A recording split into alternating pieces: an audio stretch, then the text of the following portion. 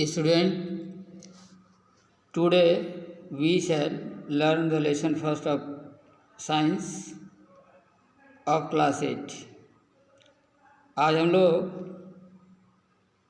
Class 8 के science की first chapter का अध्ययन करेंगे। देखिए, क्लास 8 के साइंस का फर्स्ट चैप्टर है फसल उत्पादन एवं प्रबंध। फसल का उत्पादन और प्रबंध, यह हमारा फर्स्ट चैप्टर है। आज हम लोग इसके बारे में अध्ययन करेंगे। देखो बच्चे, सबसे पहले तो ध्यान से पुस्तक को अपने भी पढ़ें। हमने इसका PDF तैयार करके कई पेज में इसमें बना करके रखा है। हम जहाँ तक आज पढ़ाएंगे वहाँ तक तो पढ़ेंगे ही, साथ ही उसके आगे वाली जो पेज है उसको भी अपने पढ़ करके समझेंगे, क्योंकि अगर पहले से पढ़े रहेंगे तो फिर नेक्स्ट डे अगर हम समझाएंगे तो आपको और अच्छी तरह से समझ में आएगा।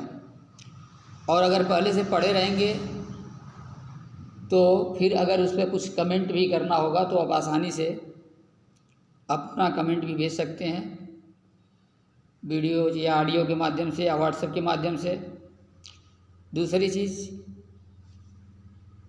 जहाँ भी न समझ में आए उसको एक दो बार और समझने का प्रयास करें। अगर नहीं समझ में आता है तो फिर उसका सॉल्यूशन हम करेंगे। देखिए, आज इसका हम फर्स्ट चैप्टर आज शुरू करते हैं। ध्यान से इसे सुने। यहाँ फसल उत्पादन और प्रबंध। देखिए, फसल का उत्पादन तो आप सभी लोग जानते हैं कि हमारे भारत की अधिकतम जनसंख्या जो गांव में निवास करती है और उनका प्रमुख कार्य है फसल का उत्पादन करना। अर्थात कृषक वर्ग जो है हमारे देश में बहुत अधिक है। और चूँकि हमारा भारत की विशाल देश है, यहाँ की जनसंख्या भी बहुत अधिक है, इसलिए जो फसल यहाँ पर उत्पादन किए जाते हैं, गवर्नमेंट जो है उसका प्रबंध भी करती है कि जो उत्पादित फसल है उसको किस तरह से ऐसा प्रबंध किया जाए कि आपातकाल की स्थिति में हम लोग उसका पुनः उपयोग कर सकें। उचित उसका प्रबंधन किस तरह से किया जाए, उसका वितरण किस प्रकार से किया जाए। देखिए, हमारे देश की जनसंख्या बहुत अधिक है। यहाँ देखिए दिया है, भारत एक विशाल देश है। एक विशाल जनसंख्या को भोजन प्राप्त करने के लिए इसका नियमित उत्पादन, उचित प्रबंधन और वितरण आवश्यक है। मतलब भारत चूँकि विशाल देश है तो यहाँ जनसंख्या भी बहुत अधिक है और यहाँ सभी लोगों को भोजन उपलब्ध कराना एक बहुत ही कठिन कार्य है। इसके लिए नियमित उत्पादन, उचित प्रबंधन और वितरण ऐसी हो कि जो एक निम्न वर्ग के व्यक्ति हों उनके पास भी भोजन समुचित रूप से सही समय पर पहुंच सके। इसके लिए हमारी गवर्नमेंट जो हमेशा प्रयासरत रहती है, क्योंकि आप सभी जानते हैं कि जितने जीव हैं सभी जीवों को भोजन की आवश्यकता होती है। हम बिना भोजन के जीवित नहीं रह सकते। पेड़ पौधे जो होते हैं वे तो अपना भोजन स्वयं बना सकते हैं। ये हमने पहले ही बताया आप लोगों को कि क्योंकि पेड़ पौधों में प्रकाश संश्लेषण की क्रिया होती है, फोटोसिंथेसिस की क्रिया होती है, और फोटोसिंथेसिस की क्रिया के फलस्वरूप पेड़ पौधों की पत्तियां सूर्य के प्रकाश से ऊष्मा और अपने जड़ों द्वारा अवशोषित जल को लेकर के तथा साथ में वायुमंडल की वायु में जो उपस्थित कार्बन डाइऑक्साइड है उसे लेकर के पेड़ पौधों की पत्तियां अपने भोजन का निर्माण करती हैं, और इस भोजन के निर्माण करने की क्रिया को फोटोसिंथेसिस या प्रकाश संश्लेषण कहा जाता है। इसी के थ्रू, इसी के द्वारा पेड़ पौधों को ऊर्जा प्राप्त होती है और इस तरह से पेड़ पौधे अपना भोजन प्राप्त करते हैं। आगे देखें, इसी प्रकार जैसे पेड़ पौधों तो अपना भोजन स्वयं बना लेते हैं, इसीलिए उन्हें स्वपोषी कहा जाता है। लेकिन जितने सजीव प्राणी होते हैं,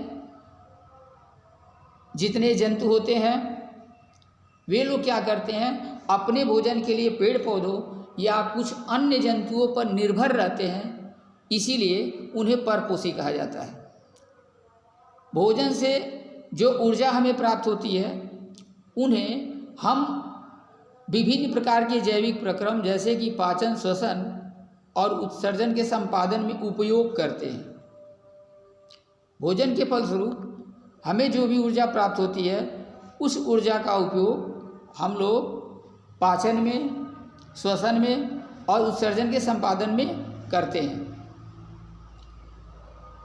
इस तरह से भोजन यहाँ बताना चाहता है, यहाँ क्या हमें पता चलता है कि जितने जीवधारी हैं, पृथ्वी पर जितने भी प्राणी हैं, सभी प्राणियों के लिए भोजन अति आवश्यक है। बिना भोजन का कोई भी प्राणी, कोई भी जीव अथवा पेड़ पौधे जीवित नहीं रह सकते।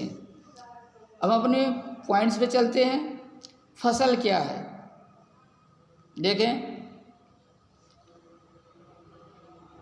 फसल क्या है। देखिए, सबसे पहले जो है, आप लोग जानते हैं कि मनुष्य जो है बहुत पुराने समय में, आदिकाल में मनुष्य जो है जंगलों में धीरे धीरे चावल, गेहूँ या अन्य छोटी छोटी चीज़ों को उगाने की पद्धति जो है सबसे पहले उसने सीखा, और आज उसी पद्धति का धीरे धीरे विकास होते हुए बृहद पैमाने पर आज नई नई उत्तम और उन्नत तकनीकी के फलस्वरूप जो है आज हम लोग विभिन्न प्रकार के नए नए खाद्यान्न और उन्नतशील बीजों के द्वारा अच्छी फसल का उत्पादन करते हैं। अब देखिए फसल क्या होता है, इसकी परिभाषा देखिए दिया है कि जब एक ही किस्म के पौधे किसी स्थान पर बड़े पैमाने पर उगाए जाते हैं तो इसे फसल कहा जाता है। फसल की परिभाषा है, देखें इसको बिल्कुल, इस दोनों लाइन को ध्यान रखेंगे। ये फसल की परिभाषा है कि फसल क्या है, जब एक ही किस्म के पौधे किसी स्थान पर बड़े पैमाने पर उगाए जाते हैं। एक ही प्रकार का पौधा यदि किसी एक ही स्थान पर बड़े पैमाने पर अर्थात अधिक मात्रा में उगाया जाता है तो उसे फसल कहा जाता है। जैसे उदाहरण के रूप में, जैसे चावल की अगर फसल है, गेहूं की फसल है, तो अगर खेत में सभी उगाए गए पौधे गेहूं के ही हैं, चावल के ही हैं, तो क्या कहलाएंगे, फसल कहलाएंगे। फसल भी विभिन्न प्रकार की होती हैं, जैसे फलों की भी फसलें होती हैं, अन्न की, सब्जियां की। इस तरह से मौसम के अनुसार विभिन्न प्रकार की फसलों का उत्पादन किया जाता है। चूँकि हम जानते हैं कि हमारे भारत देश जो है, हमारा भारत बहुत विशाल है और यहाँ पर विभिन्न प्रकार की जलवायु पाई जाती है, विभिन्न प्रकार के यहाँ लोग रहते हैं, यहाँ का वातावरण भी विभिन्न प्रकार का है, कहीं अत्यधिक ठंडी है, कहीं अत्यधिक गर्मी है। इसलिए यहाँ पर विभिन्न क्षेत्रों में विभिन्न प्रकार की परिस्थितियों के होने के कारण वहाँ पर विभिन्न प्रकार के फसलों का भी उत्पादन किया जाता है। भारत देश में ताप, आर्द्रता और वर्षा जैसी जलवायु परिस्थितियाँ एक क्षेत्र से दूसरे क्षेत्र में भिन्न हैं। हमारे भारत देश में ताप की, आर्द्रता की और वर्षा जैसी जलवायु परिस्थितियाँ, मतलब कहीं ताप अधिक है, कहीं आर्द्रता अधिक है, कहीं वर्षा अधिक होती है, कहीं वर्षा कम होती है, कहीं आर्द्रता कम होती है। ऐसे जो जलवायु की जो परिस्थितियां हैं भिन्न भिन्न होती हैं, मतलब हर क्षेत्र की, एक क्षेत्र की दूसरे क्षेत्र से जो परिस्थितियां हैं, जो जलवायु की परिस्थितियां हैं, वह भिन्न है। अतः देश के विभिन्न भागों में विभिन्न प्रकार की फसलें उगाई जाती हैं। नेक्स्ट देखें, इसी विविधता के फलस्वरूप इसके बावजूद भी मोटे तौर पर हमारे देश में फसलों को दो वर्गों में वर्गीकृत किया गया है, दो भागों में बांटा गया है। एक है खरीफ की फसल, दूसरा है रबी की फसल। हमारे देश में इतनी विविधता पाई जाती है जलवायु की इतनी विविधता पाई जाती है, मौसम संबंधी विविधताएं पाई जाती है, लेकिन फिर भी इतनी विविधताओं के बावजूद हमारे यहाँ फसल को मुख्य रूप से 2 वर्गों में विभाजित किया गया है। पहला है खरीफ की फसल और दूसरा रबी की फसल। देखिए खरीफ की फसल क्या है? वह फसल जिन्हें वर्षा ऋतु में बोया जाता है वह खरीफ की फसल कहलाती है। हम लोग देखते हैं अपने गांव में वर्षा के ऋतु में कौन सी फसल बोई जाती है, तो धान की रोपाई होती है, धान का रोपण किया जाता है। तो वह फसल जिन्हें वर्षा ऋतु में बोया जाता है उन्हें वही खरीफ की फसल कहलाती है। और भारत में वर्षा ऋतु सामान्यतः जून से सितंबर तक होती है। ये भी ध्यान रखेंगे, भारत में वर्षा की ऋतु जून से लेकर सितंबर तक होती है। और इस समय धान, मक्का, सोयाबीन, मूंगफली, कपास ये सभी फसलें उगाई जाती हैं। इसलिए धान, मक्का, सोयाबीन और मूंगफली इत्यादि फसलों को खरीफ की फसलें कहा जाता है। नेक्स्ट, दूसरे प्रकार की जो फसल है रबी की फसल है। यह फसल शीत ऋतु में उगाई जाती है। शीत ऋतु में कब से कब तक उगाई जाती है? अक्टूबर से लेकर के मार्च तक। इस तरह शीत ऋतु में उगाई जाने वाली जो फसलें होती हैं उन्हें रबी की फसलें कहा जाता है। जैसे गेहूँ, चना, मटर, सरसों, अलसी, रवि, ये सभी जो है रबी की फसलों के उदाहरण हैं। इसके अलावा अन्य भी कई स्थानों पर दाल और सब्जियां भी ग्रीष्म ऋतु में उगाई जाती हैं। तो देखें, ग्रीष्म ऋतु, वर्षा ऋतु के समय जो फसल होती है वह खरीफ की फसल होती है, और शीत ऋतु में जो फसल बोई जाती है, जो फसलें उगाई जाती है, वे रबी की फसल कहलाती हैं। रबी की फसल शीत ऋतु में उगाई जाती है। अब देखिए, फसलों को उगाने से पहले क्या किया जाता है? फसल को उगाने से पहले किसान को अनेक क्रियाकलाप सामयिक अवधि में करने पड़ते हैं। सामयिक अवधि करने का मतलब क्या है कि एक निश्चित समय के भीतर, यह है सामयिक अवधि। यदि कोई कृषक अपने खेतों में किसी फसल का उत्पादन करना चाहता है तो उसे एक निश्चित समय के भीतर अपने फसल को उगाने के लिए अपने खेतों में कुछ क्रियाकलाप करने पड़ते हैं, जिनका उपयोग वह करने के पश्चात अपने कृषि की पद्धति को आगे की ओर बढ़ाता है। जैसे देखिए दिया है, जिनका उपयोग माली अथवा आप सजावटी पौधे उगाने के लिए करते हैं। जैसे माली या क्या करता है, या हम लोग जैसे अपने घरों में अगर कोई पौधे उगाते हैं तो बार बार उसकी देख रेख करते हैं, उसकी निराई करते हैं, उसकी गुड़ाई करते हैं, समय पर उसको जड़ डालते हैं, पानी डालते हैं।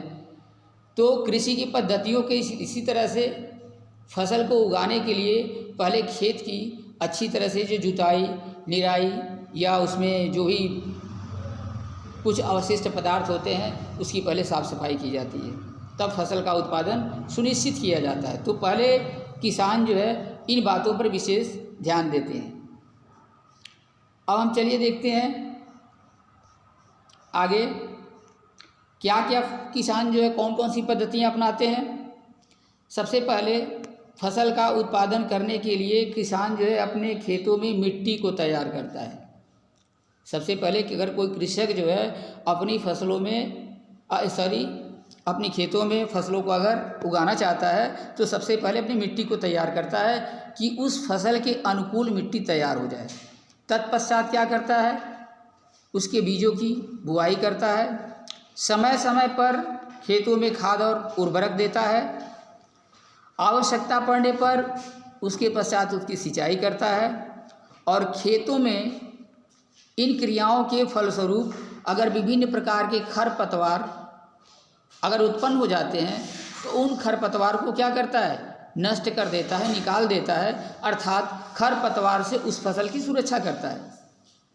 तत्पश्चात समय आने पर वह उस फसल की कटाई का कार्य करता है और सबसे अंतिम कार्य भंडारण का किया जाता है, अर्थात उसको उचित जगह पर उसे भंडारण किया जाता है, उसको रखा जाता है, ताकि जो हमारे यहाँ अनाज उत्पन्न होते हैं उसका सही ढंग से संचय किया जा सके। तो कोई भी कृषक अपने खेतों में फसल को बोने से पहले इन विभिन्न प्रकार की क्रियाओं को करता है, इसे ध्यान देंगे। मिट्टी को तैयार करना, बुआई करना, खाद एवं उर्वरक प्रदान करना, सिंचाई देना, खरपतवार से उसे सुरक्षा करना और अंत में कटाई करना और कटाई के पश्चात प्राप्त अन्न का भंडारण करना। अब देखिए मिट्टी तैयार करने का मतलब क्या है। मिट्टी तैयार करने से क्या होता है। देखिए फसल उगाने से पहले मिट्टी तैयार करना यह प्रथम चरण होता है। किसान जो है अगर अपने खेतों में फसल को उत्पादन करना चाहता है तो सबसे पहले मिट्टी तैयार करता है। तो मिट्टी का तैयार करना जो है यह प्रथम चरण है। इसमें क्या किया जाता है, मिट्टी को जुताई के फलस्वरूप उसको पलटा जाता है, उसको पोला बनाया जाता है। यह कृषि का एक अत्यंत महत्वपूर्ण कार्य है।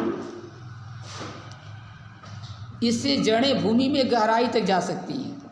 इससे क्या होता है, जो हम फसलें उगाना चाहते हैं उन पौधों की जो जड़ें होती हैं, जब मिट्टी पलट जाती है, नमी उसमें हो जाती है, उसमें पोले बन जाते हैं, तो जो पौधों की जड़ें होती हैं वो भूमि में गहराई तक जाती हैं और पोली मिट्टी में गहराई में धंसे जड़ें सरलता से श्वसन का कार्य कर सकती हैं।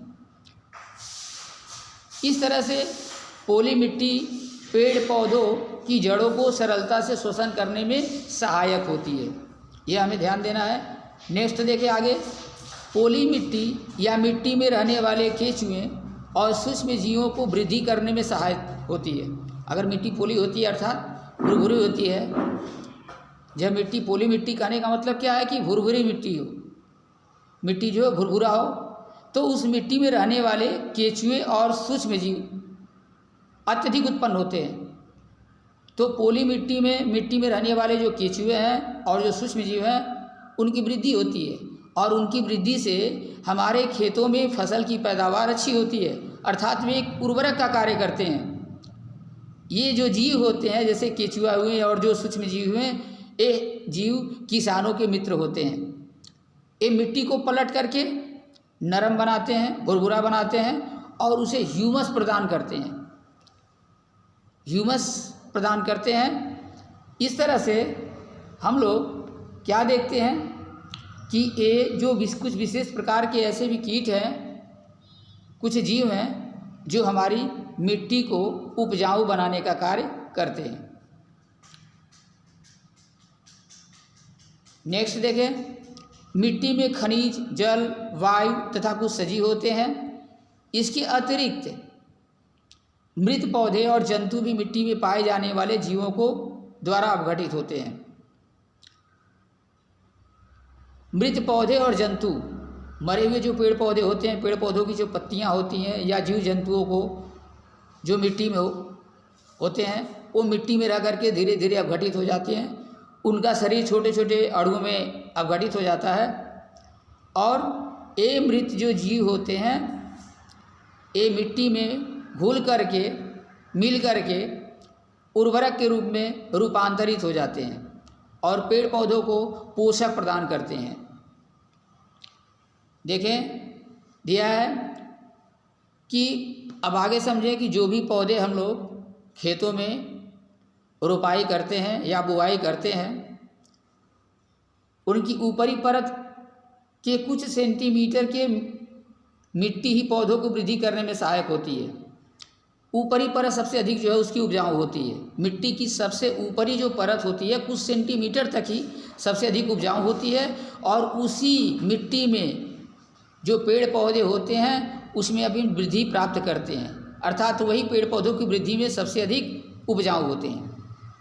उलटने पलटने और पोला करने से अर्थात उपजाऊ बनाने से, उलटने से, पलटने से और पोला करने से पोषक पदार्थ ऊपर आ जाते हैं। मिट्टी की जब जुताई की जाती है तो जुताई करने से क्या होता है, मिट्टी में के जो कण होते हैं वो ऊपर नीचे हो जाते हैं और इससे उसमें पोषक पदार्थ जो ऊपर आ जाते हैं और उसी पोषक पदार्थ का उपयोग पेड़ पौधे करते हैं, फसलें में होता है, और अच्छी फसल के लिए यह करना अत्यधिक महत्वपूर्ण होता है। आगे आज का वीडियो हम यहीं तक रहने दे रहे हैं। नेक्स्ट पेज सभी लोग इसको अध्ययन करेंगे, हम अगले दिन इसके बारे में पुनः डिस्कस करेंगे। धन्यवाद।